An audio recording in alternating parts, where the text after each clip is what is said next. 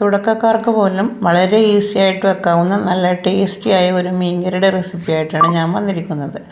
വളരെ ടേസ്റ്റിയാണ്, വളരെ സിമ്പിളാണ്. അപ്പോൾ നല്ല കുറുകിയ ചാറിൽ വളരെ എളുപ്പത്തിൽ എങ്ങനെയാണത് തയ്യാറാക്കുന്നതെന്ന് നോക്കാം.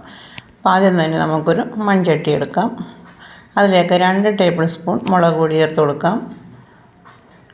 കുറച്ച് മഞ്ഞൾപ്പൊടി, ഒരു നുള്ള് മഞ്ഞൾപ്പൊടി ചേർത്താൽ മതി.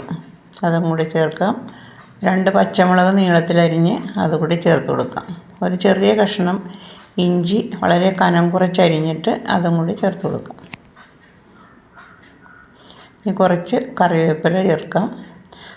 ഒരു ചെറിയ കഷ്ണം കുടപ്പുളി നന്നായിട്ട് ക്ലീൻ ചെയ്ത് വെള്ളത്തിലിട്ട് കുതിർത്തിയ ശേഷം ഒന്ന് കീറിയെടുത്തതാണ്, അതുകൂടി ചേർത്ത് കൊടുക്കാം. ഇനി നമുക്ക് വേണ്ടത് അരമുറി തേങ്ങയുടെ പാലാണ്. അരമുറി തേങ്ങ ഒന്ന് മിക്സിയിലിട്ട് ഒന്ന് കറക്കിയതിന് ശേഷം അത് 2 പ്രാവശ്യമായിട്ട് പിഴിഞ്ഞെടുത്തതാണ്. മൊത്തമായിട്ട് പിഴിഞ്ഞെടുത്തതാണ്. 1-ാം പാൽ 2-ാം പാലൊന്നുമില്ല. മൊത്തമായിട്ട് പിഴിഞ്ഞെടുത്തതിന് ശേഷം അതും കൂടി ചേർത്ത് എല്ലാം കൂടി നന്നായിട്ടൊന്ന് മിക്സ് ചെയ്യുക. അപ്പോൾ മുളക് പൊടിയും മഞ്ഞൾപ്പൊടിയൊക്കെ ഒന്ന് നന്നായിട്ടൊന്ന് മിക്സ് ആവുന്നവരെ ഒന്ന് ഇളക്കി യോജിപ്പിക്കുക. ഇനി ഇതിലേക്ക് നമുക്ക് ആവശ്യത്തിന് ഉപ്പ് ചേർത്ത് കൊടുക്കാം. ഒരു 3/4 ടേബിൾ സ്പൂൺ ഉപ്പും കൂടി ചേർത്തിട്ടുണ്ട്. ഇനി നമുക്കതിലേക്ക് മീൻ ചേർത്ത് കൊടുക്കാം. മീൻ ഏതായാലും കുഴപ്പമില്ല, പൊടിമീനായാലും മത്തിയായാലും അയില മാന്തൽ എന്ത് വേണമെങ്കിലും ചേർത്ത് കൊടുക്കാം. ഇപ്പോൾ ഞാൻ ചേർക്കുന്നത് കണമ്പാണ്.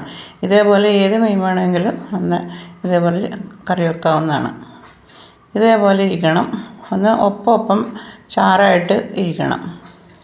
അപ്പോൾ നമുക്കിനി അടുപ്പിൽ വെച്ച് ഒന്ന് നന്നായിട്ടൊന്ന് തിളപ്പിച്ചെടുക്കാം. അപ്പോൾ നല്ല ഹൈ ഫ്ലെയിമിൽ വെച്ച് നമുക്കൊന്ന് വേവിച്ചെടുക്കാം. ഹൈ ഫ്ലെയിമിൽ വെച്ചൊന്ന് തിളച്ച് വരുമ്പോഴേക്കും ഇനി സ്റ്റവ് സിമ്മിൽ വെക്കുക.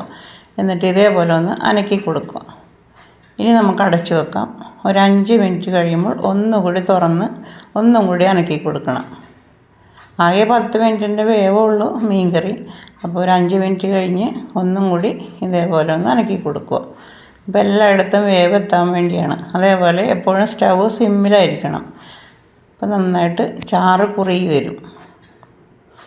ഇതേപോലെ ചാറ് കുറുകി വരും. ഒരു 10 മിനിറ്റ് കഴിയുമ്പോൾ തന്നെ ചാറ് നന്നായിട്ട് ഇതുപോലെ കുറുകി വരും. അപ്പോൾ നമുക്ക് ഇറക്കി വെക്കാം. എന്നിട്ട് നമുക്കൊന്ന് ഉള്ളി മൂപ്പിച്ചിടാം. ഒരു പാൻ വെച്ച് കുറച്ച് വെളിച്ചെണ്ണ ഒഴിച്ചു കൊടുക്കുക.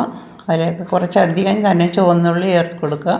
ചുവന്നുള്ളി ഒന്ന് മൂത്ത് വരുമ്പോഴേക്കും അതിലേക്ക് കുറച്ച് കറിവേപ്പിലയും കൂടി ചേർത്ത് മൂപ്പിച്ച് നമുക്ക് കറിയിലേക്ക് ഒഴിച്ച് ഒരു 10 മിനിറ്റ് ഒന്ന് അടച്ചു വെക്കാം. നമ്മുടെ കറി റെഡി. ഇത് ചോറിൻ്റെയോടൊപ്പവും അപ്പത്തിൻ്റെയോടൊപ്പവും ചപ്പാത്തി ഇടിയപ്പത്തിനോടൊപ്പവും നല്ല കോമ്പിനേഷനാണ്. വളരെ ഈസിയല്ലേ ഈ കറി. ഇതേപോലെ ഒന്ന് വെച്ച് നോക്കുക. തുടക്കക്കാർക്ക് പോലും വളരെ ഈസി ആയിട്ട് വെക്കാവുന്ന ഈ കറി ഇഷ്ടമായെങ്കിൽ ലൈക്ക് ചെയ്യുക, കമൻറ്റ് ചെയ്യുക, ഷെയർ ചെയ്യുക, ഹൈപ്പ് ചെയ്യുക, സബ്സ്ക്രൈബ് ചെയ്യുക. അടുത്ത ഈസി റെസിപ്പിയുമായി നാളെ കാണാം.